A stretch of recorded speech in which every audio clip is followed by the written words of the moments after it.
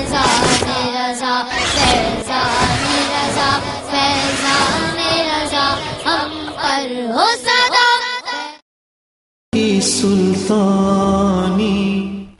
بسم اللہ الرحمن الرحیم۔ اللہ تبارک و تعالیٰ کے پاکیزہ نام سے آغاز کرتے ہیں جو بہت مہربان اور نہایت رحم والا ہے۔ بخاری شریف کا درس چل رہا تھا اور 10ویں حدیث پر ہمارا کلام تھا۔ نبی کریم صلی اللہ علیہ وسلم سے اس حدیث کریمہ میں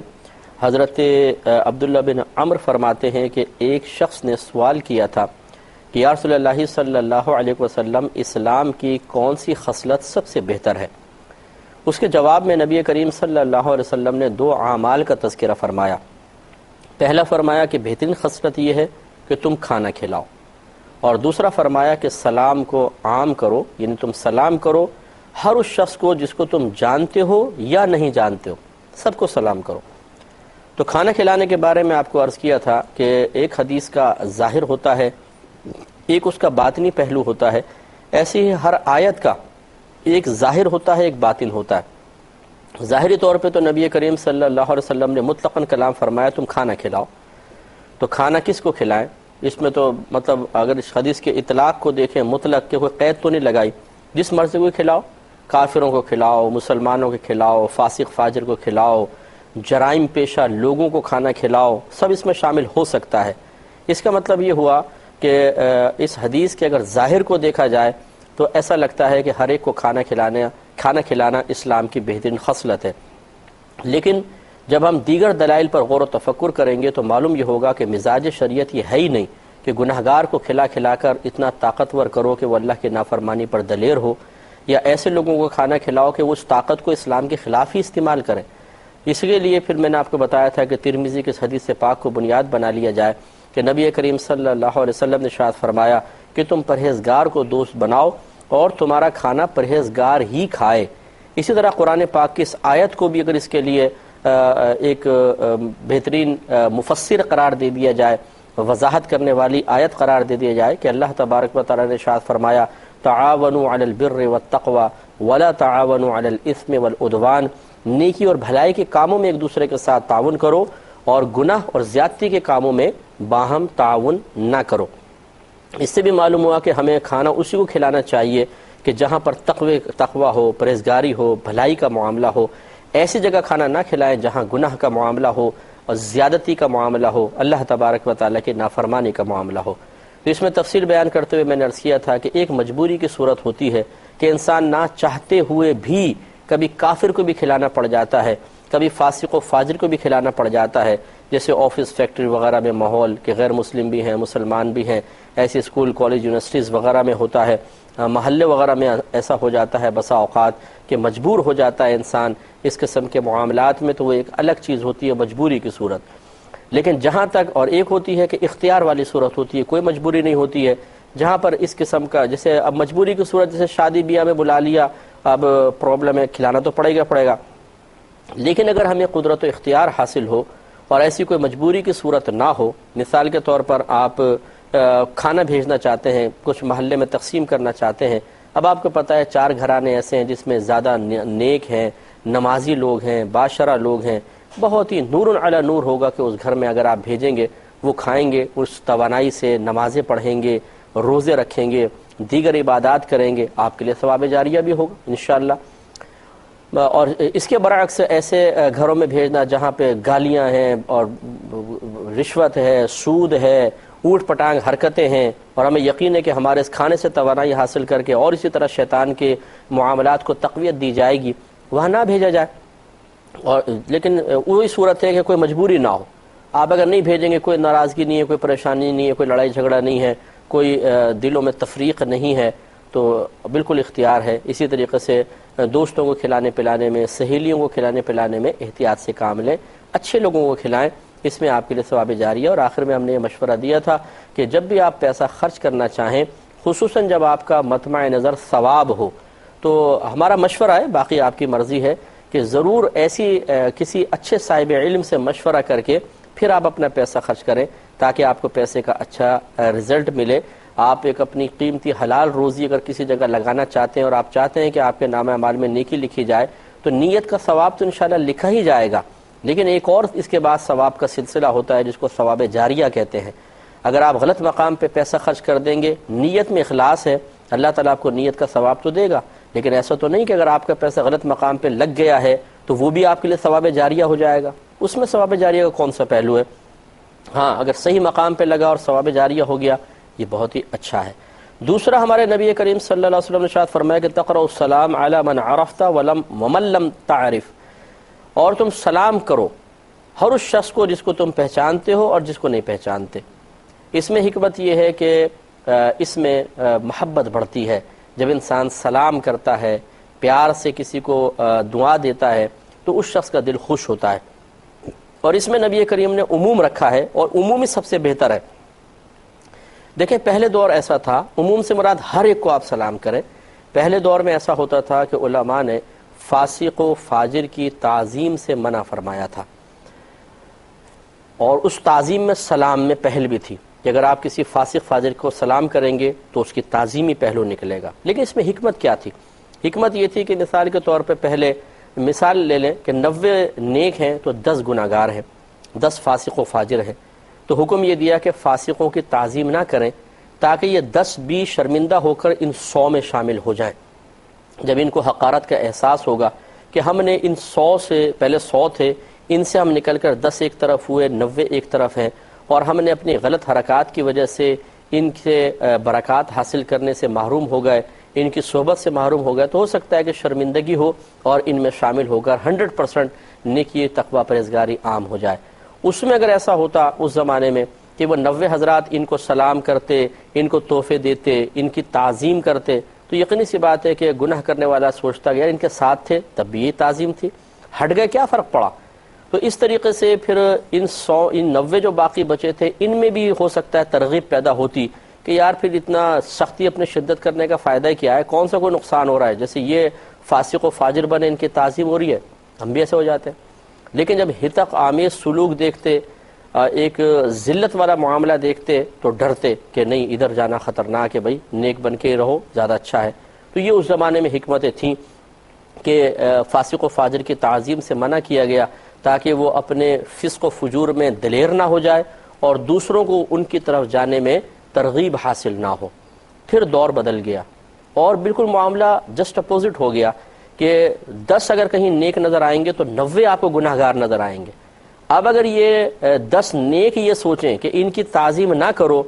تاکہ ان کو شرمندگی اور ہم 10 میں شامل ہو جائیں، تو میرے خیال میں ایسا نہیں ہوگا. یہی وجہ ہے کہ اگر آپ فاسق و فاجر کو سلام نہ کریں، وہ کہتا ہے سلام کرو کرو نہ کرو نہ کرو، کوئی پرواہ کی بات نہیں ہے. اگر آپ کسی فاسق کی تعظیم کے لیے کھڑا نہ ہو، اس کو اپنے فسق پر شرم نہیں آئے گی، بلکہ وہ آپ سے الٹا ناراض ہو جائے گا اور بلکہ یہ کہے گا یار تم داڑھی والے ہو کر ایسا کر رہے ہو، سنت رسول تو یہ ہے کہ سلام کیا جائے، سنت رسول تو یہ ہے کہ دوسرے مسلمان بھائی کی تعظیم کی جائے اور آپ میری تعظیم نہیں کر رہے ہو. جہالت کا دور تو یہ ہے، اور ایسا معاملہ ہے جہالت کا. تو ایسی صورت میں اب فاسق و فاجر کی اگر اس لیے تعظیم نہ کی جائے کہ شاید یہ نیکی کی طرف مائل ہو جائے تو میرے خیال میں یہ بے وقوفی کی سی بات ہے. اب صورتحال یہ ہونی چاہیے کہ اس حدیث کی روشنی میں اس حکمت کو اختیار کریں کہ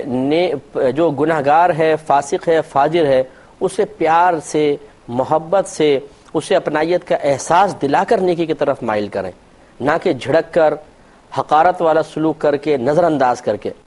کیونکہ اب وہ دور نہیں ہے کہ آپ کے حقیرانہ انداز سے، آپ کے جھڑکنے سے، آپ کے کسی کو نگلیکٹ کرنے سے سامنے والا نیکی کی طرف آ جائے. اس کے لیے اب بہترین طریقہ یہ ہے کہ آپ سلام کریں. مثلا کوئی بھی ہو، داڑھی والا ہے، بغیر داڑھی والا ہے، نیک ہے، پرہیزگار ہے، گناہگار ہے، سلام کریں گے تو اس سے محبت بڑھے گی. بلکہ آپ یہ دیکھیے اگر بالفرض آپ مسجد کی طرف جا رہے ہیں اور روڈ پہ بہت سارے فاسق و فاجر کھڑے ہوئے ہیں، لڑکے ہیں، آوارہ گرد قسم کے لوگ ہیں، باتیں کر رہے ہیں، کچھ چائے کے ہوٹل پہ بیٹھا ہے کچھ، آپ اگر السلام علیکم کہہ کر بغیر رکے چلتے جائیں گے تو وہ ایک لمحے کے لیے رک کر سلام کا جواب بھی دیں گے اور ان کے دل میں ایک محبت بیدار ہوگی. یہ بہت اچھے آدمی ہیں،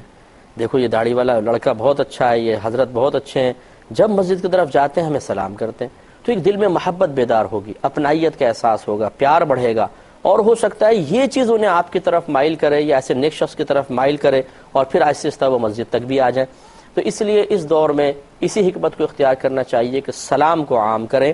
وہ ہمارے خصوصاً نوجوان بھائی اور بہن جو نئے نئے دین کی طرف مائل ہوتے ہیں اور زیادہ تیزی کے ساتھ وہ دین کو اختیار کرتے ہیں، یعنی جلدی جلدی اپنے عمل کو بدل لیتے ہیں، اپنے ظاہری سانچے کو اچھے سانچے میں ڈھال لیتے ہیں، ان میں بعض اوقات یہ اعتدال کا وصف نہیں رہتا ہے۔ وہ اپنے خاندان کے بڑوں کو بعض اوقات سلام کرنا چھوڑ دیتے ہیں، بولتے ہیں یہ چچا ہیں، جو ہمارے ماموں ہیں، یہ فاسق فاجر، ہم کیوں سلام کریں؟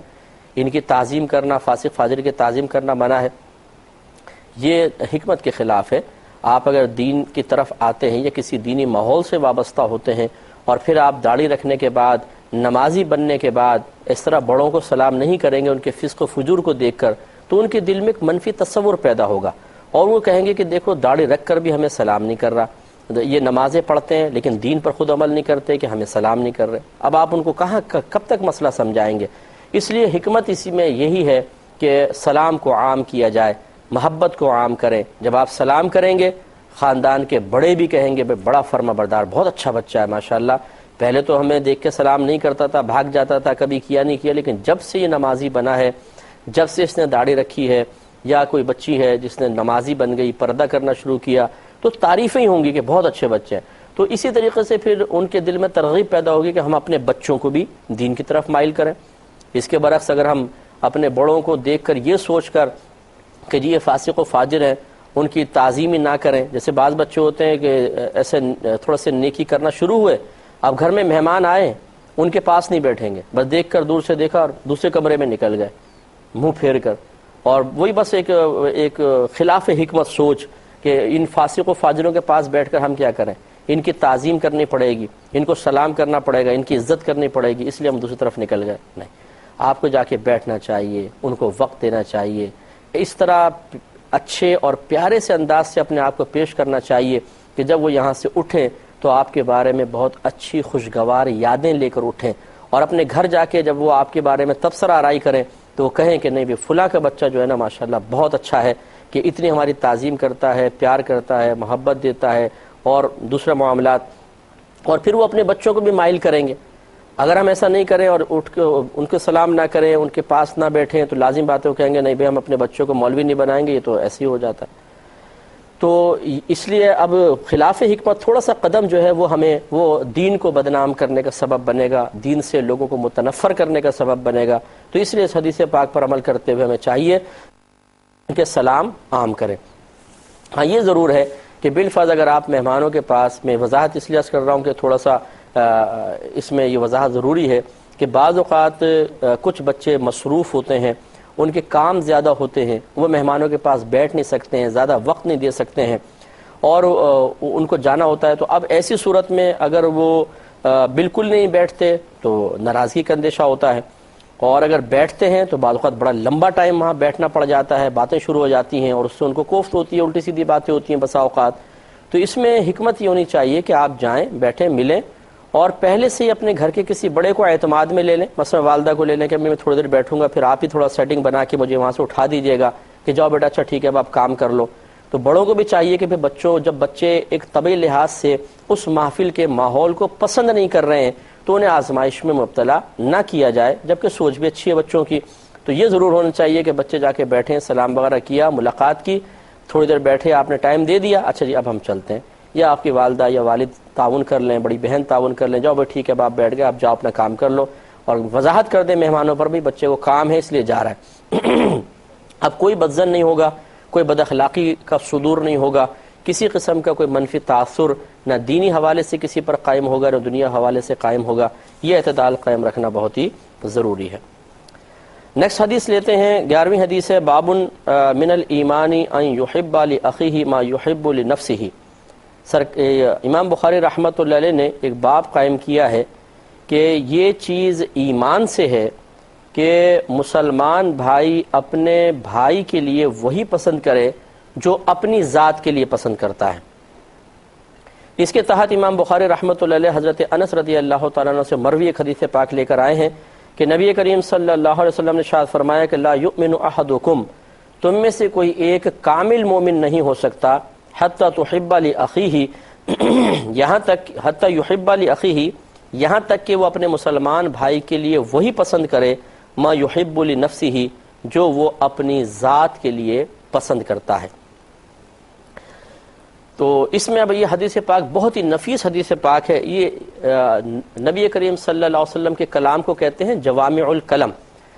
جوامع الکلم. جوامع الکلم سے مراد وہ کلمات ہوتے ہیں جو مقدار کے اعتبار سے بہت مختصر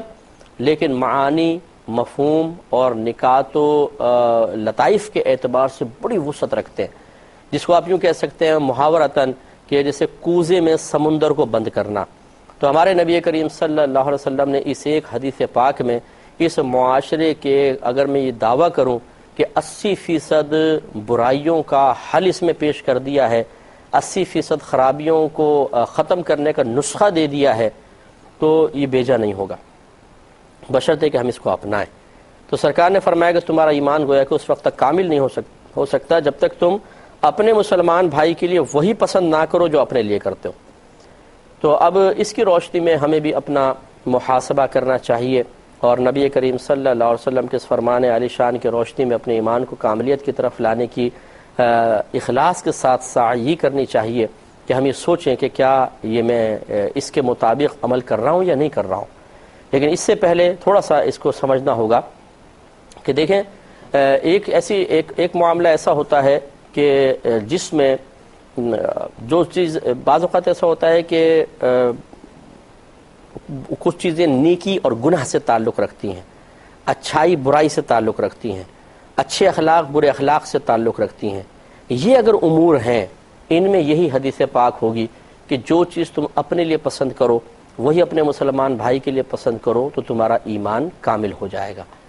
یعنی حقوق کے معاملات آپ لے لیں، نیکی بدی کے معاملات لے لیں، اچھے اخلاق یا برے اخلاق کا معاملہ لے لیں، یہ سب اس حدیث پاک کے تحت آئیں گے. اس کے علاوہ جو اضافی اشیاء ہیں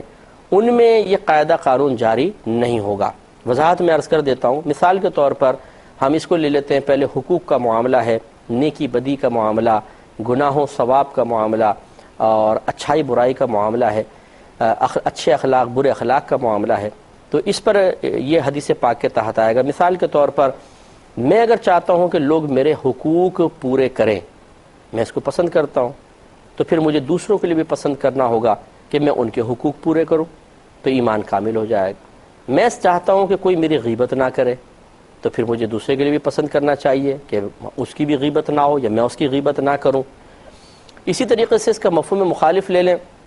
کہ جو چیز آپ اپنے لیے پسند کرتے ہیں دوسرے کے لیے پسند کریں، جو اپنے لیے ناپسند کرتے ہیں وہ دوسرے کے لیے بھی ناپسند کریں. اسی طرح تھوڑی سی وسعت لے کر جو اپنوں کے لیے پسند کرتے ہیں وہ دوسروں کے متعلقین کے لیے بھی پسند کریں، جو اپنے کے لیے پسند نہیں کرتے وہ دوسرے کے لیے پسند نہ کریں.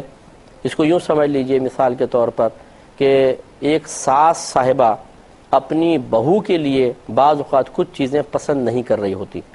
لیکن اپنی بیٹی کے لیے پسند کر رہی ہوتی ہیں. مثال کے طور پر اگر ماں یہ دیکھتی ہے کہ بیٹا بہو کے لیے کچھ لے کر آ رہا ہے، کچھ پھول وغیرہ لے آیا، زیور لے آیا، اسے گھمانے کے لیے لے گیا، کپڑے وغیرہ بنوا کر دے دیے، تو والدہ کو تشویش پیدا ہو جاتی ہے